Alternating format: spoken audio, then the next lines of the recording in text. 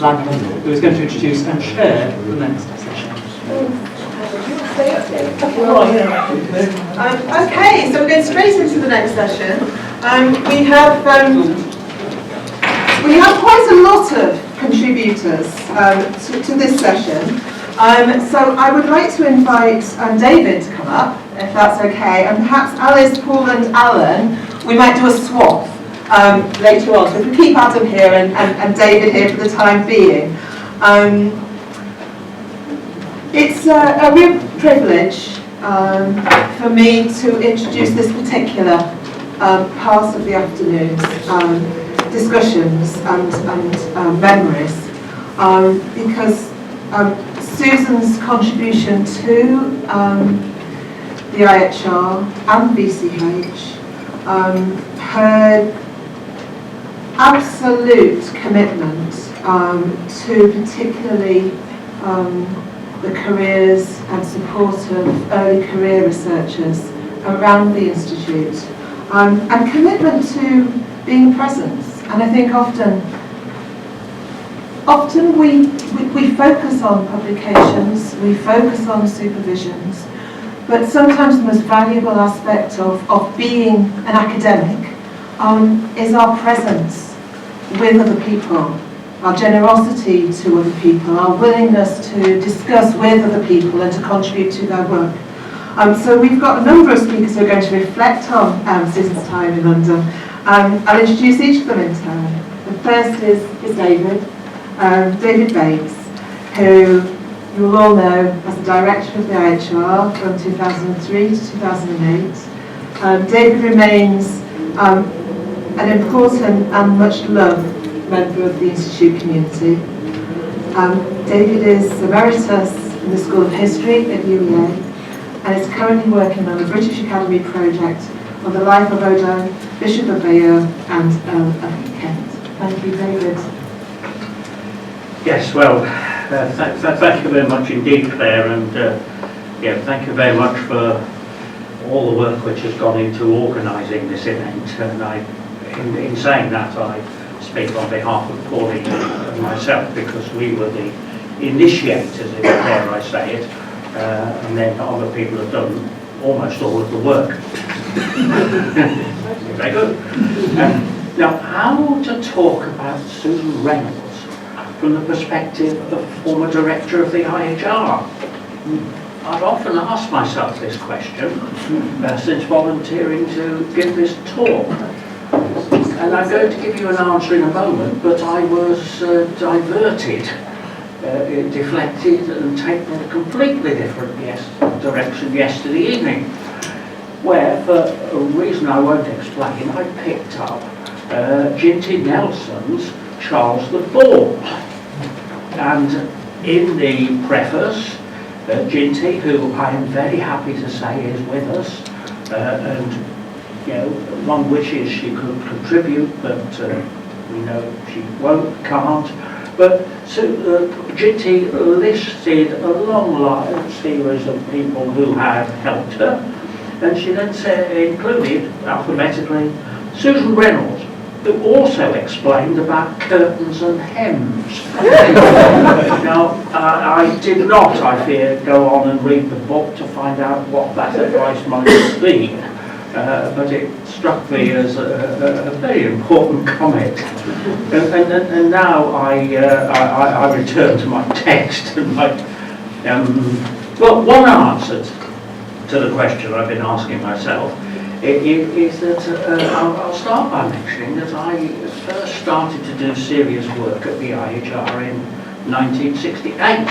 That's a mere 55 years ago, a short period in comparison to Susan.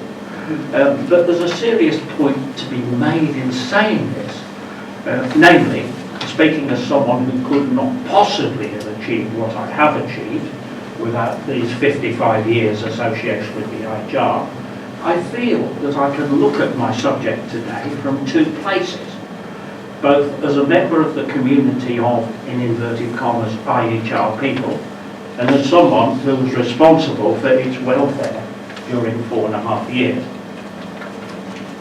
while not formally employed by the IHR since her departure from the VCH in 1969, I think that Susan also lived in both places. I'm now going to begin with repeating some of the blog that I wrote for the IHR. The quotation in the preface to Fiefs and Vassals, published in 1994, in the second sentence of the acknowledgements, Susan wrote, quote, "First and foremost, that her debt was to, quote, the staffs of the British Library and the Institute of Historical Research." To this, it must be added that in the same section of Before Eminent Domain, published in 2010, she added the libraries of the Warburg Institute and the Institute of Advanced Legal Studies and the Senate House Library to that list. As is already being said, and as Susan said very clearly in those two prefaces, the IHR and other libraries were central to her work as a historian. And it is, and this is setting you all a little piece of work to do during the next break, it is very good and appropriate that the exhibition outside the door contains the statement from Robert Lyons, someone for whom Susan had immense respect. And I'm going to ask you all to read Robert's statement. Thinking now of my two places, I'll ask you to reflect further on one of Robert's statements. Quote, "She also took a very balanced view of the conflicts of interest within the IHR." This is me in one of my places, but possibly both. This was very evident in her work as chair of the Friends from 2002 to 2008. This was the time when the Friends began to fund early career bursaries, a cause close to my heart. However, if memory serves me right, some work was required to talk Susan into this, because the position from which she started was that the Friends should support the library. But, and Robert Lyons was very influential in this, she came round, and I think one of the main reasons why she did was her dedication to supporting the early careers historians. She was always present at Junior Fellows presentations. She was a constant presence, as we'll hear a lot more about later, at the early medieval seminar and in many, many conversations in the common room. And I remember many. We talked personally much more often after I ceased to be director, which is understandable, many personal conversations. And of course, in general, the support for bursaries reflects her devoted support to the IHR cause. When it comes to Susan's intellectual contribution to the IHR, I'm going to turn to, of which, of course, there's a multitude, but I am going to turn to her plenary lecture to the 2005 Anglo-American Conference, which I organised. The title of Susan's lecture and the subsequent article was, quote, "Empires, a Problem in Comparative History." For Susan, comparison actually did require that her coverage be worldwide and take in 2 millennia. Well, actually slightly more than 2 millennia. She began, of course, with words, concepts and phenomena, citing the literature, and then on she went from Athens, Rome, India, China, America, and so on, addressing those who I will for convenience now call modern historians, deferentially and directly in a most beautiful manner. If ever a lecture addressed the national and international mission of the IHR, it was this one.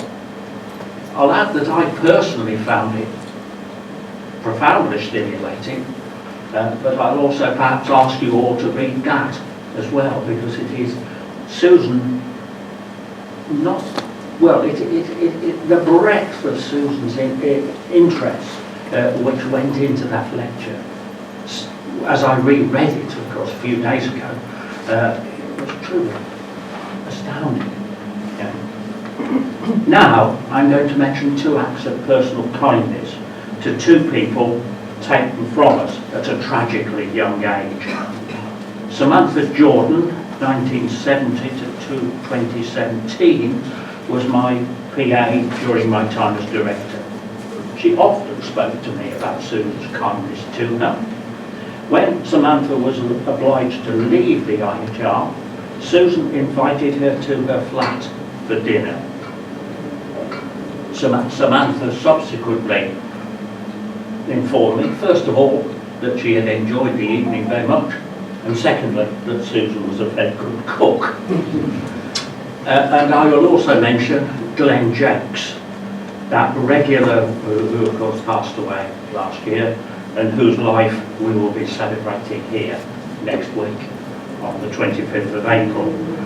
Glenn, that regular welcoming presence on reception, Glenn told me that Susan always stopped to talk with him and that he enjoyed very much the stories she told him about the history of the IHR.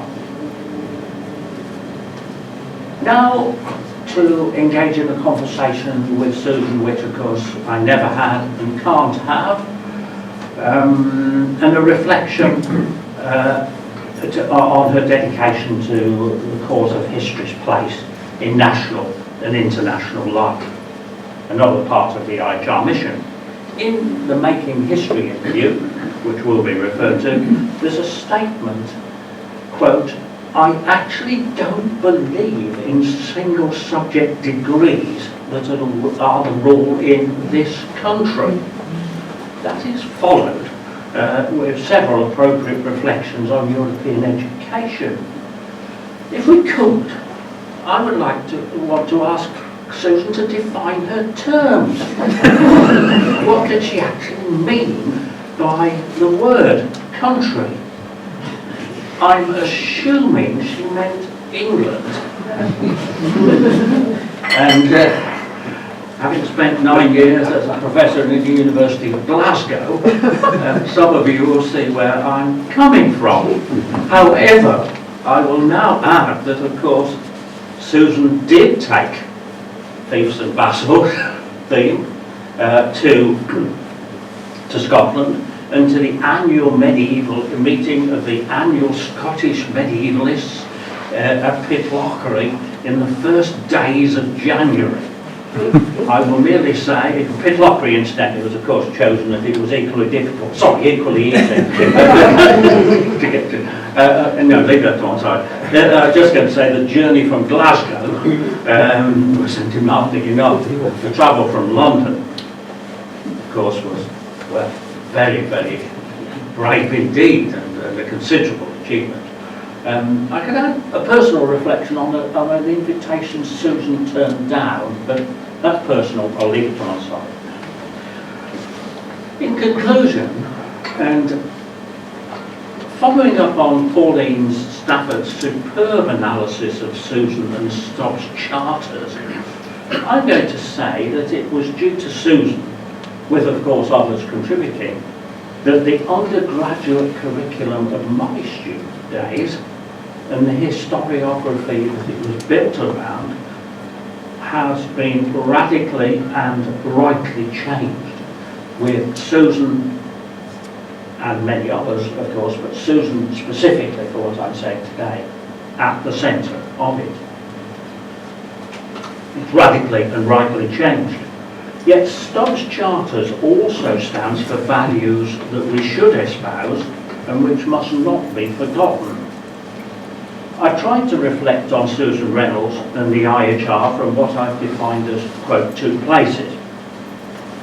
And my final thought is that the values that Susan brought to, quote, the 2 places are the ones that must be remembered as the IHR moves into its 2nd century. Thank you.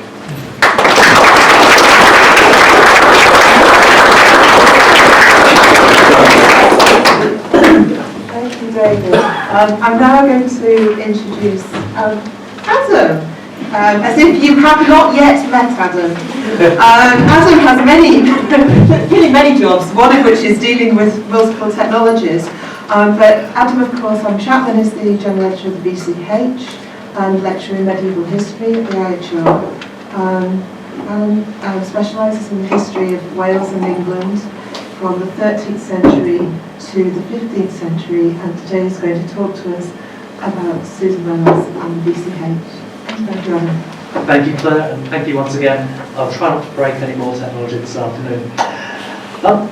As Claire has alluded to, I'm really a medieval historian, but as anyone who's familiar with the Victorian County history, or BCH as it's better known, will be aware, you cannot just be a medieval historian and work for the BCH. You cannot just be any particular type of historian. It breeds a particular sort of specialist generalist approach, which is rare in the academy, and it's something which I would not say characterises Susan's work particularly, but what I would say is that her work began in a very real sense with the parish, with that basic level of communal, social, political and devotional organisation in England and Wales from the earliest parts of the Middle Ages onwards. So her work took in empires, it took in states, it took in nations, it took in races, it took in discussion and dissection of all those ideas, all those concepts, but ultimately she started with the parish. She started with her training as an archivist, and with her training with the BCH, which she said in her interview in 2008, which we've referred to already, and we'll hear more of later, formed the introductory training which stood, and the groundwork which stood her in such good stead throughout her career. As Becky referred to in her article on Barnstaple in Devon and its forged charters, this is the kind of thing that BCH has spent a lot of time doing. Trying to deal with that arid, dry, frankly quite boring evidence, which builds up a picture of parish life, parish organisation, and also how that fits into wider communities, identities and spaces. At its best, that's what the BCH does. At its worst, it sits within those parish boundaries. Susan can never be accused of that. And thank goodness. But for those of you who don't know the BCH, its aim is to do a history of every place in England, every parish, from the earliest times to the ever-moving now. Of course, the ever-moving now shifts, and Susan's ever-moving now, in the context of the BCH, is now 70 years ago. She applied to the post of assistant to the editor, then Ralph Pugh, in a letter dated the 5th of July 1952. It's her earliest recorded connection with the IHR, as I'm sure she would stress. Just because it's the earliest recorded doesn't mean it's the first time she'd heard or been to them. You can see the text of it in the display case outside. It survives in the BCH archive, and my colleagues in the library have very kindly scanned it and make it available for you all to have a look at. I'm told the handwriting hadn't really changed in the intervening 70 years, which is a lovely observation. Mine has only got worse. And that letter points to some of the sort of key skills which the BCH use and enhanced, which is including paleography, including medieval Latin, and familiarity with the sorts of documents involved in the BCH. So documents relating to the parish, relating to manorial organisation, and written in a variety of hands over a variety of periods. That sort of all-round quality, that all-round capability stood her in very good stead, provided with the basic training she needed later on. When she joined, she was one of a small, although larger than today, central team, which included the editor, Ralph Pugh, whose portrait sits on the wall of my office, which is very odd. When you're an organisation that's 124 years old, oil paintings of your predecessors, as he is, are the kind of thing that survive. I'm not planning to get one done. Maybe you'll be pleased to hear. So she joined a small team of 3 editorial assistants. The turnover of these posts was actually high. Susan lasted longer than men. Partly because the work was very varied, That didn't suit everybody, but also because the pay was relatively low. That said, in the period Susan joined, in the early 1950s, the project was undergoing a period of expansion. And her work fed into work done by sponsored by local authorities around the country, spurred on by such varied influences as the growth of local archives and the 1947 Town and Country Planning Act, which behoved local authorities to actually control and look after the historic environment properly for the first time. So they needed to understand that the VCH was a tool to that end. So the work produced in the counties comes, as it does now, to London for editing, and that was Susan's role, to edit snippets, to bring the work, to smooth the rough edges, to go and do remedial research and check things out. That sort of, and she soon became very proficient and very good at her job. Something recognised by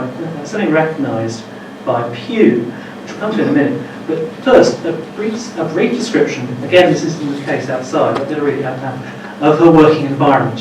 If you want. The office we worked in was small, cramped, and an oddly shaped room, partitioned at the lower hall on the first floor of the Institute of Historical Research. It's now where the local history quartos live. If you go upstairs and turn left as you go on the landing, you can look down Store Street and see the view she enjoyed. Beyond that were 3 desks squashed together by a large window, for which mildly exciting fate crashes we see at the end of Store Street, which is not going one way. It was a sociable space. And that sociability is something which I think she always valued and always remembered in her time with VCH. It's certainly something she mentioned to me in relatively few conversations we actually had. I did not know Susan well. Everybody in this room probably knew her better than I did. And that's partly a consequence of our relative difference in ages, but also because, as she always reminded me, you must be very busy.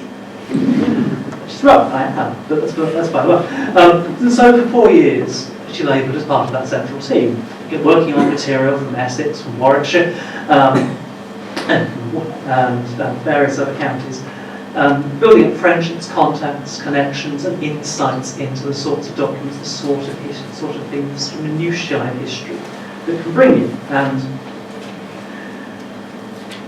she left fairly shortly. She left after 4 years to work not for anybody else, not to go to Oxford, but to go to work at the VCH in Middlesex, then one of those local authority funded organisations which was producing the text, and she contributed in quite a large degree to work towards this volume 3 for that county, which was published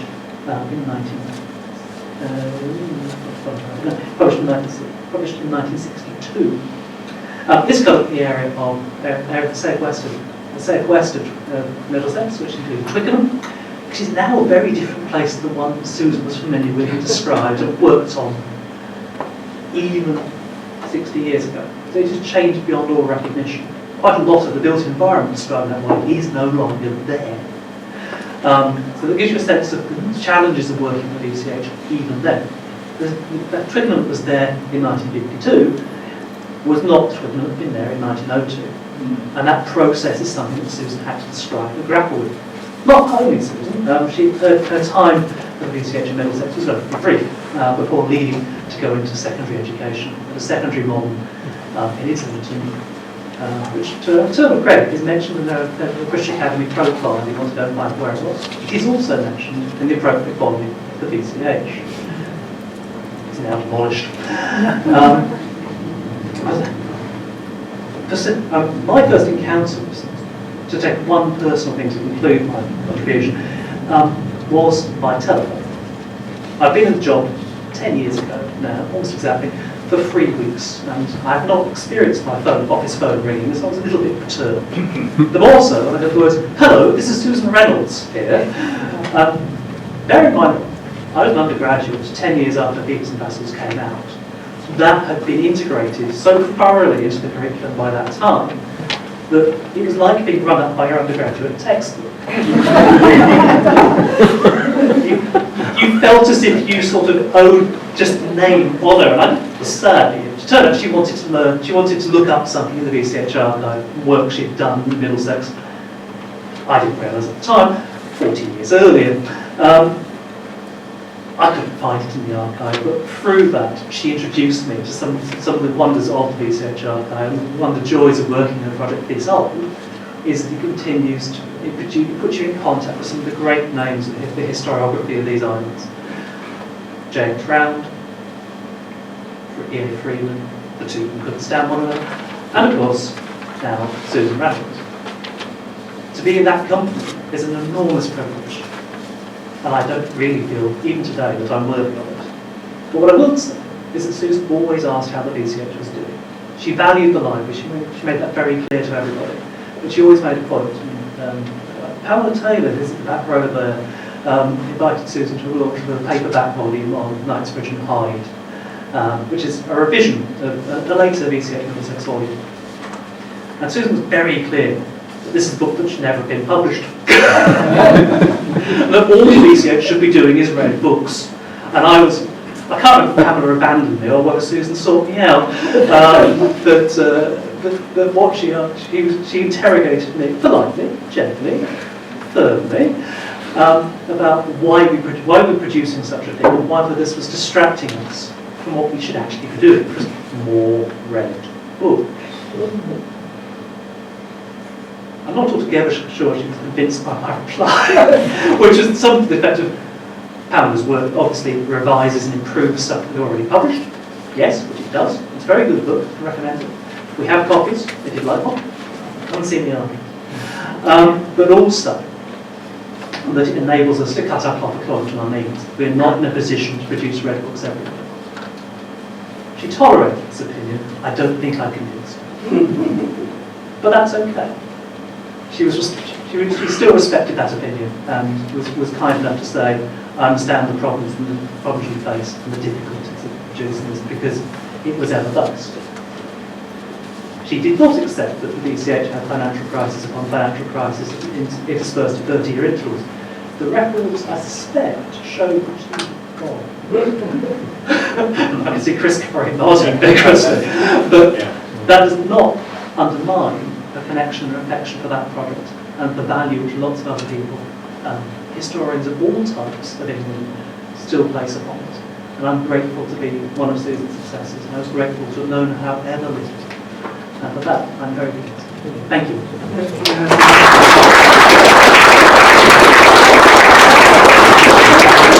So we've now got 3 speakers. So I'm going to have to, I think, ask you two to move to the front.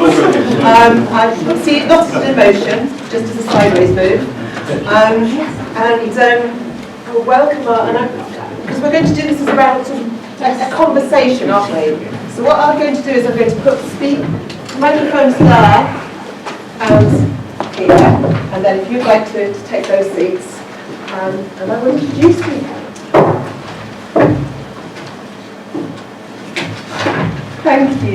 Thank you.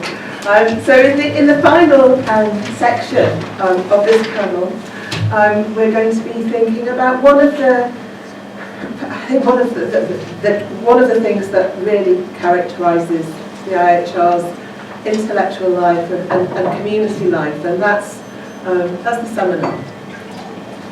And of course, many of you here will have been involved in many kinds of different seminars at the Institute, but the focus here is going to be on the early medieval seminar. We've got 3 speakers who are going to have a conversation with each other and with us about Susan's contribution to the seminar. I'll introduce each of them in turn. Alice Rio is Professor of Medieval History at King's College London and is currently working, I hope I've got this right, on a history of early medieval Europe told through the lives of various women who moved around different regions. You.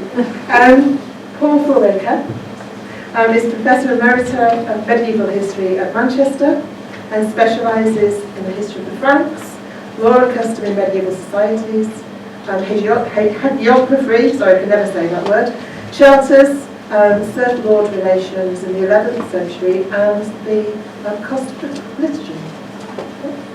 And then finally, Alan Thatcher. Alan is a senior research fellow at the IHR and works on intellectual and cultural life in early medieval Western Europe, local and regional history, Saints, Cults and Pastoral Care, Bede, and Medieval Chester.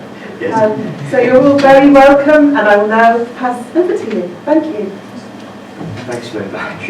I'm just going to say a few introductory words, and then we'll make it a conversation. We hope people also who are here will join in with this conversation about the early medieval seminar.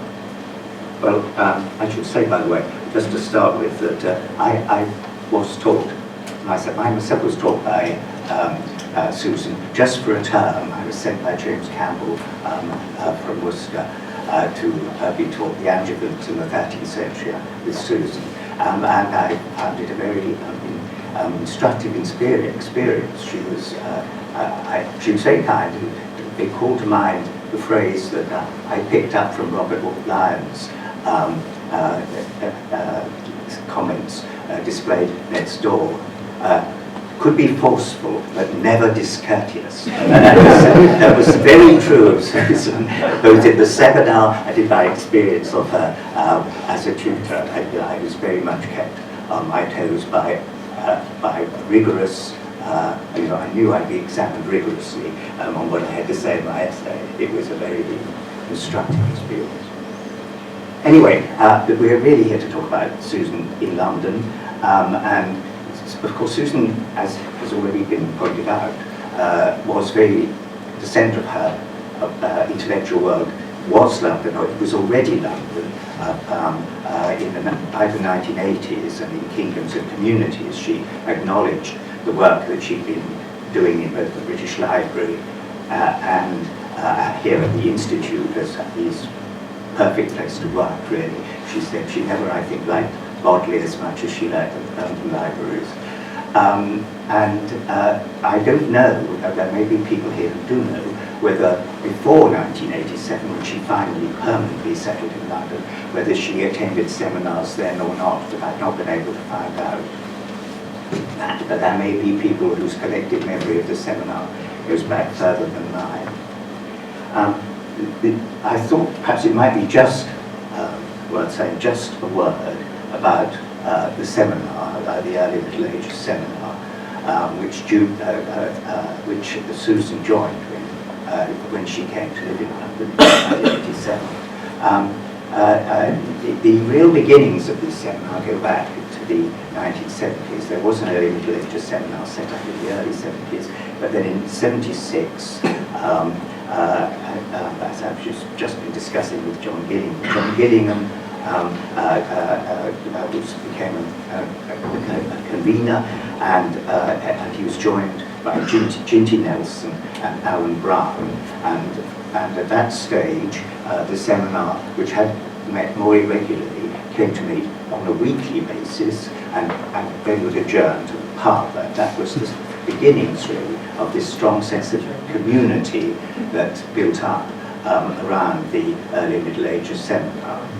And by the 1980s, really, when Susan came to be a constant supporter, it was at its, in the sense of its intellectual height, with many of the distinguished conveners who are with us today, including John and Wendy Davis and Ginty Nelson, and it was really where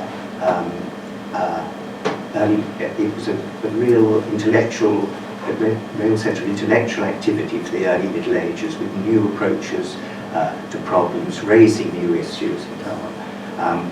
And it was also, because of this weekly meeting, it was a very friendly,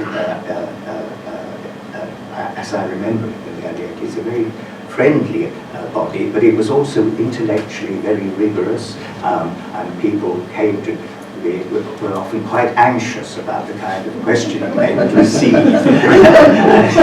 after they delivered their papers. But it was always done with courtesy, but with rigour, and then we adjourned for a drink, and all that I think was much appreciated by Susan. And I quote The Guardian with a rather characteristic phrase. She found the the collective socio-intellectual life of London. That was what drew her to London in a way, this collective socio-intellectual life. And of course, the main core of Susan's work was about the activity of lay collectivities, and one could see that somehow she may have seen in that seminar the kind of world that she was, of which the sort of internal activity was something that appealed to her, its internal both tensions and, as it were, common bonds. So after that, Susan became very much a very regular attender. I remember when I was convener later, she told me that the things that she least liked going to, she always regarded me as, in rather pitting terms, as an ecclesiastical historian.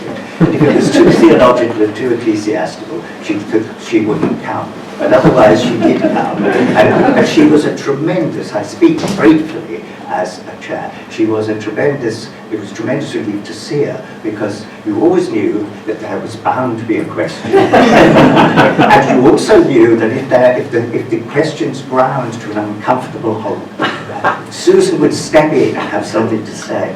And for all that, we were very grateful. Anyway, that's another thing. I think. Yes. Just take up that point. Yeah. I think it was Ginty at some stage introduced a convention or a rule for seminar that after the speaker had finished, nobody over the age of 40 could ask a question for 10 minutes. And Susan used to see, you could actually see her sort of tremble. Could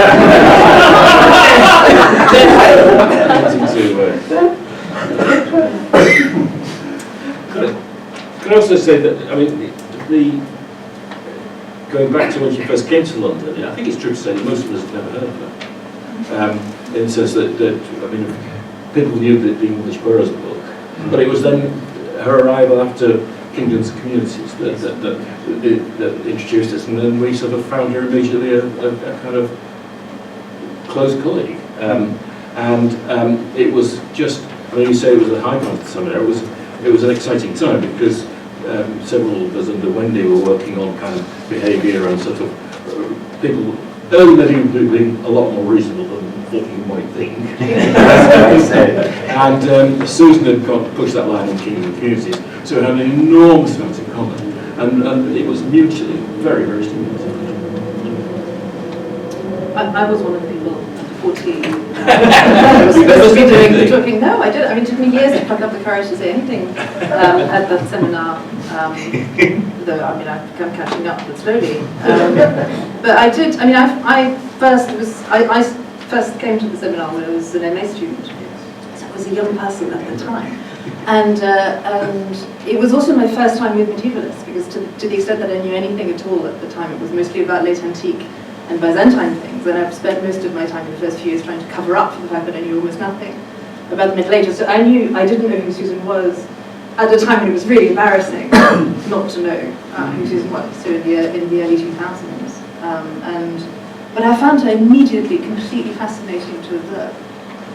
She was just she has so much panache. Yes. And there was something sort of flamboyant and sort of immediately attractive about her presence. She was completely unmissable when she was in the room, and she was there most of the time. I think the fact that she was there kind of created the sense of community. Because, as a student, you're sort of observing everything completely differently, because you're not just trying to find out about the subject, which I mostly didn't understand what was going on for a long time, but also trying to learn what it is to be a professional historian, but watching how people talk to each other, not just how you give a paper, but all of those things that it's so nice we're starting to gain back again with kind of non-online events. And I found Susan really, so watching everyone, I found Susan really interesting and very, she was kind of this mesmerizing presence, particularly with how at home she felt, clearly, when she was at the seminar, and there was something very nice about that. So she felt in a way like the centre of the community, and I wonder to some extent if it's not because she didn't have PhD students herself, And so even though it was a real community, and it was so much a community, no one was its centre particularly, even though it wasn't quite the golden age, clearly, that you described, it happened before my time. But I certainly thought it was a pretty amazing seminar when I went to it. But yeah, it didn't belong to anyone in particular. Everyone really contributed something different to it. But Susan really did. I think for me anyway, I mean, she was the first person who read something that I wrote when she didn't have to. So out of sheer kindness and interest and actually wanting to find out, Ginty had to read what I wrote and had to give me constructive criticism on it. But there was a sense in which there was feeling interest from someone like Susan, who I had sort of cottoned on, was very important. So my experience was the opposite to Adam's, where I sort of observed her and noted her as a person before I had any real sense of her real standing as a historian or what her contribution had been. It was really wonderful, and she was so generous with her time, and I'll be forever grateful to her, not just for sharpening my thinking, but I think also because she did so much to, I think, made me think about what it is to, why, because she invested so much in the seminar, because it was so important to her, it did make me, I don't think I would quite say I would take her as a model, because not many of us can pull off that kind of approach to life and to scholarship, but I think she was really formative for me anyway. I experienced her presence as very important for what a seminar is for and what the values it should promote and the kind of relationships between people that they should encourage. The other thing is, you were saying how much we appreciated her presence. She loved it. She absolutely, because she said several times that when she'd been in Oxford, she hadn't gone to them. And the people were very, very, very cagey about exchanging views. And she just loved the free for all, and she would have gone on all night.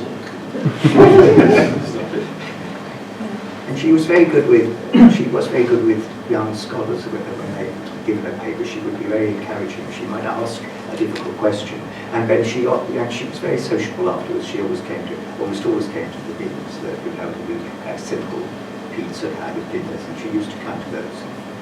It was always fun. Yes, she was very funny. That's the other thing. So there was both the combination of taking the scholarship absolutely seriously and not letting anything go and really making it clear this stuff really matters and that's why we're here, but at the same time kind of acknowledging it was also a sociable event and about she never talked shop in a kind of boring way. She talked about people and she talked about real historical issues, but she was very, that's another thing. So she didn't kind of do so much of the institutional talk or I think she had a good, there was a very helpful centre to the discussions that we would have with her. She was also very good politically. Yeah, you could have a really good political discussion with her. She was very, very well informed and on the correct side. She once made me go to the American embassy with her, and we all dressed in orange jumpsuits, Guantanamo, and knelt on the ground pretending to be Guantanamo internees. When was that? It was about 15 years ago. I wasn't invited. I think I just bumped into her as she made me go along. You had an orange jumpsuit. Now yes, please. Could somebody please define early medieval? We're very imperialistic about how we define early medieval, and it's very, very long edges either side. So I think 300 to 1200 is what we would consider to be within our normal remit. We strayed into the earlier 13th century, but then a new seminar, a dreadful rival. Sometimes some betrayed us by going there. The High Middle Ages seminar, and then after that we decided it the early Middle Ages, or the earlier Middle Ages, finished about in the mid-12th century, though we occasionally strayed beyond it. It's true, the comparative is more non-committal, in a way. So earlier than that other seminar that will remain nameless. I mean, the answer to why the earlier stretched until... Sorry, apologise, I didn't mean to speak at all here. Oh, I mean later, but if the earlier Middle Ages lasted until 1250, exactly. Yes. This is because when it was established as that, it was because Robin de Boulay was beginning a seminar which he insisted on calling the later Middle Ages, and his started in 1250. So, Pope de Vere, that was how it was defined. Though clearly it then was affected by the upstart seminar that came in. Hi, yes, Rachel Stone, another frequent attender during the Susan Reynolds year. I just wanted to add that in terms of expanding the medieval, the first paper on medieval India I remember hearing at the IHR was Romilla Thapar, who came there thanks to Susan Reynolds, being friends with Susan Reynolds. So she helped expand us in that way as well. And that was all reflected in the pamphlet which Romilla contributed, and which, of course, reflected how much people at the seminar owed to Susan as well. I mean, it was a mutual interchange. Yes, that seminar in those years, you could think of Susan by analogy. You've all seen television series sometimes, which are the best because there is a great actor or actress, and then there are half a dozen others who are on the same level, ensemble acting. And that was the seminar then, because Susan was completely exceptional, but there was Michael Clancy, there was Ginty Nelson, there was John Gillingham, there was Wendy Davis, and others. So it was a completely extraordinary combination of talents, and Susan, of course, completely held her own. It's a bit like Wendy Davis's charter group, where you have these very powerful minds that were all working together, and that hardly ever happens in academic life, that you get people who all like each other and who are all on the absolute top level. It was an astonishing period. There's hardly ever been a seminar like it, I think.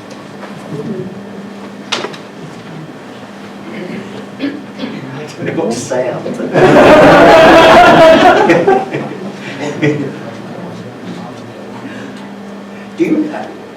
does anyone know, you would have sort of expected Susan to become a convener, but she never did, as far as I know. That is right, isn't it, John? Yeah, I think so. Yeah, I think Susan, I'm just guessing. Yeah. Ginty might or others might remember better. But I would guess it was that she was naturally so forthright that she thought it was very wise if she did not preside over the whole thing from beginning to the end. Well, Ginty was the convener, really. Ginty was the main convener for a long time. Ginty became the main convener because she deserved to, because she has a natural kindness, a welcoming to younger students, and because working on things Carolingian, she had a more clear-cut affinity with historians from all over Europe, whereas once we got to the bloody Norman conquest, England and France and Germany, they all seemed to go their separate ways, with scholars following their own set of problems. So it was very much the Carolingian period, and Ginty, I think, that helped her establish the atmosphere. The only other thing I would add is that Susan's favourite subject, I think she called it lay collectivities, which involved, as in her analysis of guilds, a certain amount of drinking.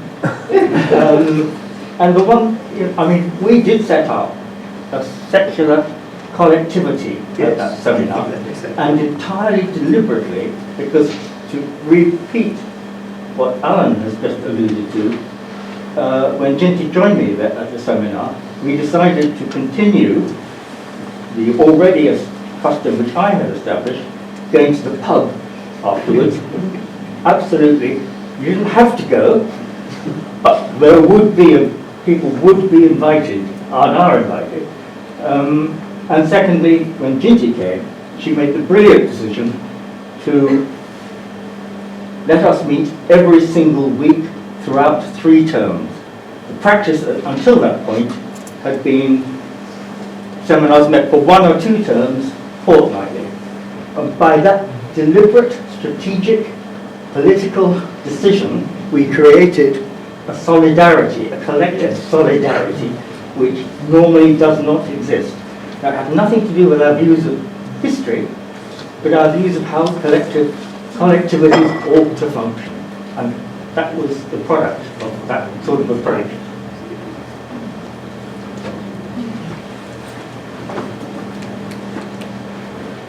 I'm Kate, I'm another of Susan's nieces, and I just wanted to say, when COVID came, Susan, you know, it was towards the end of Susan's life, and I broke the rules by going to visit her, but I was the only person who could see her then, and she found it very difficult missing seeing particularly Ginty and David, who had been such stalwart friends for so long. But the thing she talked about so often was how much she missed the early medieval seminar. It meant so much to her. I think you all know that, but it was the thing she most missed about her old life, you know, when she couldn't go out anymore. The thing she most missed was that seminar.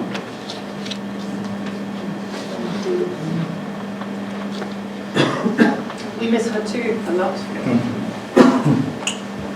So one thing I gave, probably the second paper I'd ever given to that seminar, and I remember that would have been about 1987. And it was the kind of nerve centre of the early Middle Ages, and both a rite of passage, but also somewhere you wanted to be back, and it still is, I think, true. But I just wanted to connect something that Alice said with something which Jean said about Susan knowing who she was.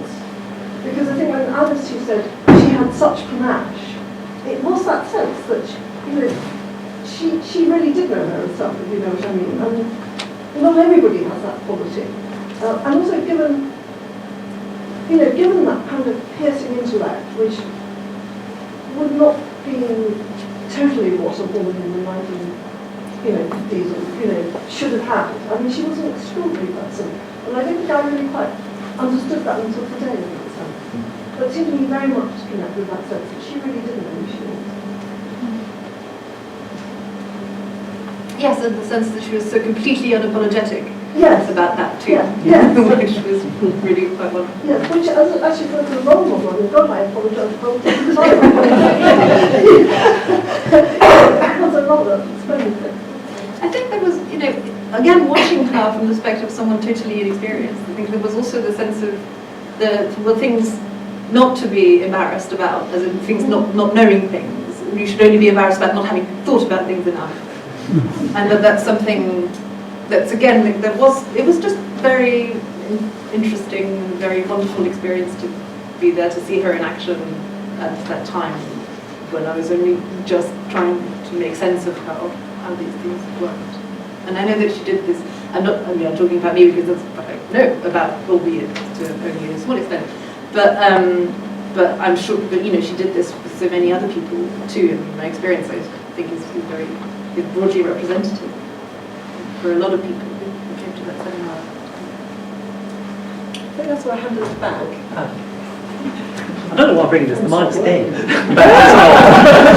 It's a prop. Yeah. Taking up the point about the seminar, I think the IHR allowed Susan to become comfortable in what she was, and it played to all her strength. She wasn't very comfy in Oxford. She was much happier back here.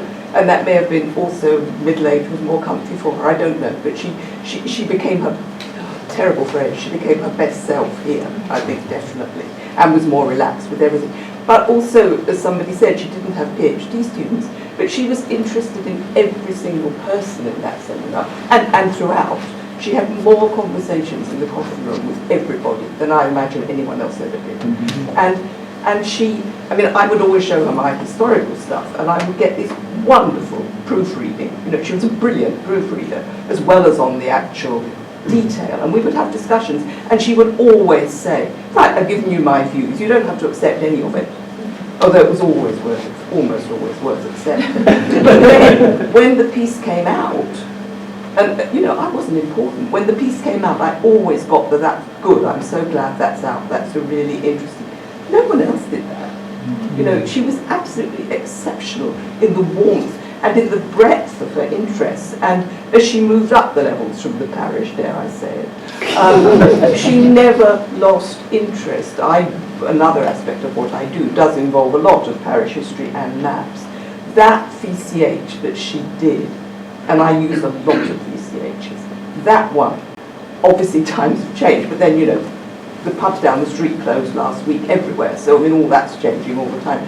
That one has stood the test of time. I'm so relieved when I go back to that one, because it's more rock solid than, well, the early ones are more narrow. Some of the later ones are just not as firm. She was a brilliant editor and a brilliant writer of those chapters. And when I used to see her, not many years ago, and I used to go around because I'm quite close by, and we saw each other quite a lot, if I mentioned maps, she would go to the drawer and get out the map she'd still got of southwest London. And we would pore over boundaries and those bits where our interests could still intersect, which I thought was just extraordinary. You know, so we could also talk about race or whatever it was, India certainly, but it was just the way that all those levels worked for her, the personal levels and the intellectual levels were all part of what she was. I miss her. We're coming up towards the next break, I'm afraid. So I think, unless anybody has a final anything you want to add, panel? I just want to add one lasting thing of the influence of the VCH on her. VCH from 1902 had a particular way of making notes on what were originally half foolscap sheets and eventually became A5 sheets of paper, where you put the reference in the top left-hand corner and the subject in the top right-hand corner. And Susan had been drilled into doing that while working at VCH, made her notes on that side of the paper with those two directional points for the rest of her life. And actually, just to echo that, when we were given very kindly first refusal to actually take on her books with the library, our own books are stuffed full of notes made in exactly that fashion. Yes, no, one reflection and really a general question. It's the road from the VCH to kingdoms and communities, which actually is central, I believe, to Susan's intellectual achievement. And if I'd been asked to talk about something else, which I wasn't, it would actually be that stage with the intellectual development during her Oxford years, which produced Kingdoms and Communities, which of course was published before the London years truly began. And any reflections from anyone who knew her and talked about this? Did she attend the seminar then, John? I don't think so, but I shall say a few words about her earlier work, including the work on the English town of Newman. And I totally agree with David. It was formative. I want to give the last word. I want to give the last word to Felicity. We're going to get a better mic. Susan's sister. Felicity. Thank you. You've none of you mentioned that Susan was a poet. I will give you an early example. Bonnets touching Buller's taillights, 11's thread Victoria Street. Thronging Shepherd's Bush and City, seldom parting, soon to meet. If you ask them why in clusters 11's hurry all the day, whether love or terror makes them cling together day by day, this their answer loudly bellow, traffic blocked but throttles wide. This their roar of poignant pride. Through the blitz and through the fly bombs, 11's plied. We made no fuss, but we always went in convoy and we never lost a bus.